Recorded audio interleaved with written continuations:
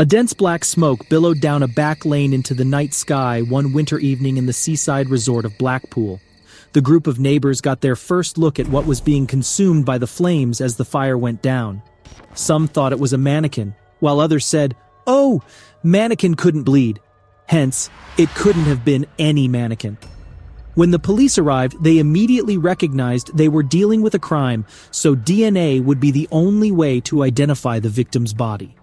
As investigators began their inquiry, one family was looking for their 16-year-old daughter, who had not returned home from work.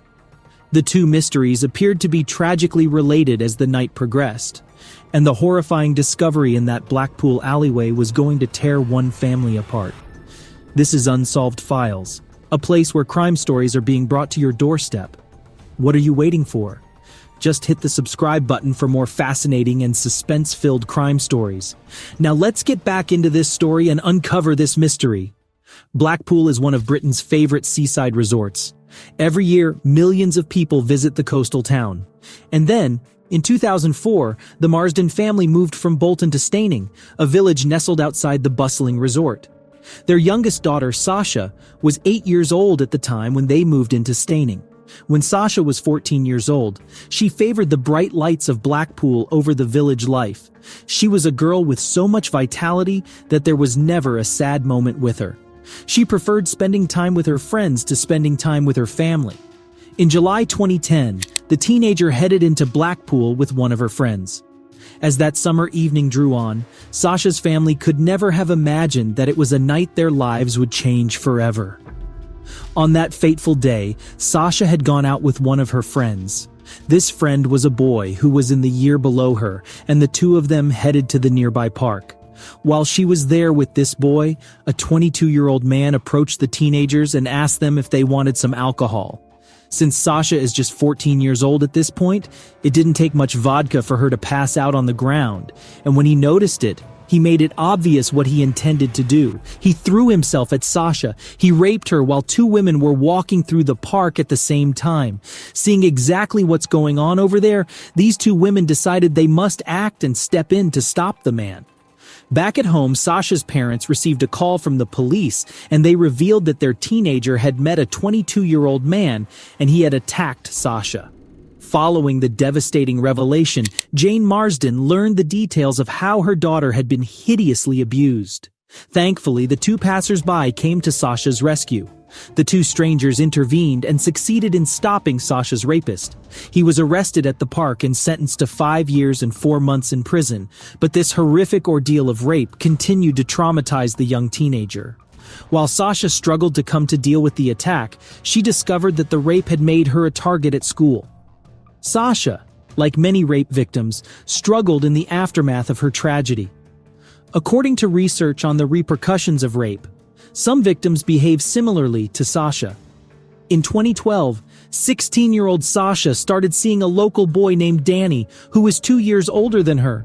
On the 31st of August, Sasha and Danny had plans to meet in Blackpool, and they met up with Sasha's parents after the date. However, as the evening drew on, there was no word from Sasha. Hours turned to days, and Sasha's family feared the worst. Finally, 2 days after Sasha's disappearance, the phone rang. Sasha had run away with her boyfriend. She was 300 miles away in Lowestoft. Sasha was convinced to come home, but on one condition: that her boyfriend Danny could move in with her family. A week after the disappearance, her dad went to collect the couple, and after a tumultuous 2 years, this seemed to be a turning point for Sasha. In September 2012, she enrolled at a local college. Sasha thrived on her new course, and it seemed as if things were looking up for the 16-year-old. Sasha appeared much more content with her life and began to think about earning some money. In January 2013, a friend invited Sasha to apply for a job. The family wasn't happy about it, but Sasha was keen to convince them. The dad agreed only on the condition to drop and pick her up after work. So the following day, Sasha's dad drove her into Blackpool. Sasha did not know the exact location of the hotel and had arranged to meet the manager on High Street. An hour and a half later, Sasha contacted her dad to come and pick her up from the place he had dropped her off. The day that Sasha was due to start work began like any other Thursday. While at college, Sasha was given some good news about her great performance in college. After college, Sasha's dad picked her up and took her to work. He dropped her off at the same place where she had her interview and arranged to pick her up later. Back at home, the Marsdens waited for Sasha's message to pick her up from work. However, there was no word from Sasha. Although Sasha was not responding to her dad's messages and calls, the family was confident that she would be home by 8 o'clock. 8 o'clock passed, with no sign of Sasha. However, her family was concerned and decided to try and find Sasha. The obvious first place to look was the hotel where she had started working. Sasha's dad had always dropped her off on High Street in the South Shore area of Blackpool, where there were almost 100 hotels. And so to find out exactly where Sasha was working became difficult. Although the family was unsure of the name of the hotel, Sasha's boyfriend knew that the man who offered her the cleaning job was someone called David.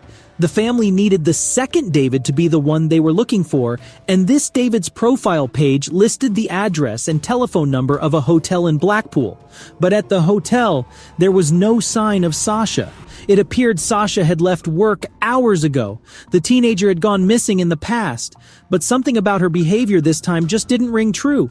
Despite having no idea where she was, Sasha's family continued their search.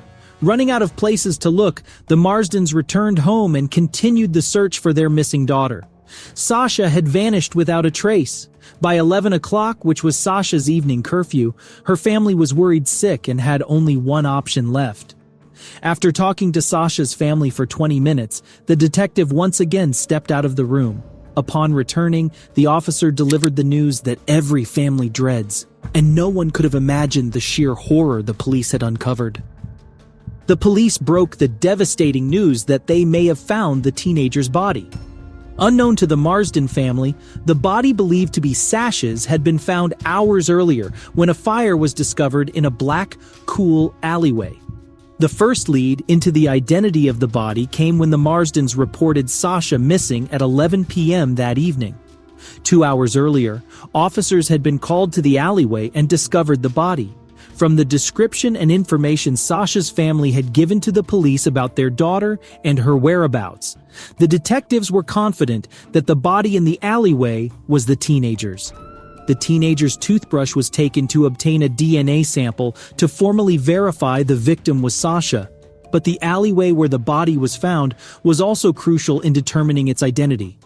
As well as giving the police a description of their daughter, Sasha's parents also told them about her new job, and that when they were looking for her, they went to the hotel where she worked and spoke to David Minto, the man who hired her. The reality was that at that time, Sasha's body was just a few feet away in the alley behind the hotel. Detectives discovered the hotel was owned by David Minto's girlfriend and her mother. David Minto lived and worked there as a handyman. It would appear that he had been the only person at the hotel when Sasha arrived for work. His girlfriend didn't return until 9 p.m. As well as running the hotel, David Minto's girlfriend had a part-time job, so she was out of the hotel on Monday and Thursday afternoons. It also became apparent that she had no idea her boyfriend had just hired a cleaner to work on those days. Since it was the winter, David Minto and his girlfriend were the only two people living at the hotel. It was closed for renovation, and there was no need for a cleaner. It was also a vacancy for a handyman that David Minto had no authority to fill. So why had he offered the teenager a part-time job on the days he knew his girlfriend wouldn't be home until 9 p.m.? While in custody, David Minto claimed that he was not responsible for killing Sasha Marsden. Tragically, 2 days later, on the 3rd of February 2013, the DNA results formally confirmed the identity of the body. Along with the DNA confirmation, the post-mortem revealed the true horror of how Sasha had died. The 16-year-old had been murdered in the most violent and brutal way imaginable. Sasha's family was also confronted with the horrible reality that their daughter had also been sexually assaulted. While Sasha's family was faced with every parent's nightmare, the police investigation at the hotel confirmed it was the location where the teenager had lost her life, and the forensic evidence overwhelmingly reinforced the case against David Minto. Still in custody, David Minto continued to maintain that he had not murdered the teenager. Detectives began to find out all they could about the man accused of the sadistic killing. David Minto was charged with Sasha's murder on the 3rd of February 2013.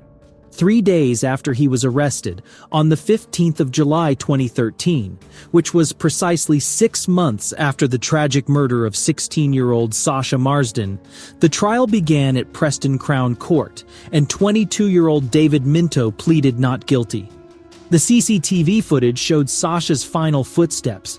When David Minto took to the stand, he maintained his innocence, reiterating the version of events he outlined when he was initially arrested. But David Minto's testimony raised as many questions as he attempted to answer. Although he was claiming someone else killed Sasha David Minto's testimony seemed to be an elaborate attempt to explain the overwhelming case against him.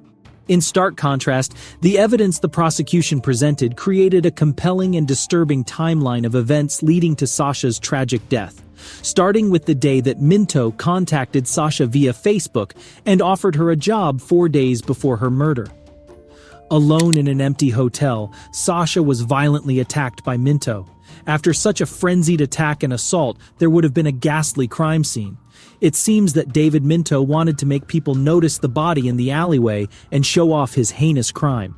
And the prosecution believed there was only one clear motive behind Sasha's murder. As the court case progressed, the prosecution called a witness, a young woman like Sasha. She too had been lured to the hotel, but she had survived to tell her story. The prosecution believed he had lured her to the hotel he lived in with the promise of a job. Arriving there, he repeatedly stabbed her with a kitchen knife before raping her. At the trial, it became clear that Sasha was not the first victim David Minto had enticed to the hotel. It was revealed in court that Sasha had actually met David Minto once in Blackpool towards the end of 2012 through a mutual friend. Minto sent Sasha a friend request on Facebook a few weeks later, shortly after he lured the other victim to the hotel, and she rejected him. Sasha accepted Minto's friend request on the 27th of January 2013. 4 days later, she was dead. On the 26th of July 2013, the jury returned with their verdict. It took them less than 3 hours to find David Minto is guilty of Sasha Marsden's murder. David Minto was sentenced to life imprisonment to serve a minimum of 35 years. In 2014, David Minto attempted to reduce his 35-year sentence. He did not attempt to appeal the guilty verdict. The judge rejected his request, saying he had not been sentenced for a day too long. Meanwhile, Sasha's parents faced the rest of their lives without their daughter. What a sad event! Do you think David Minto deserves a death sentence? Please leave your comment down below. Thanks for watching.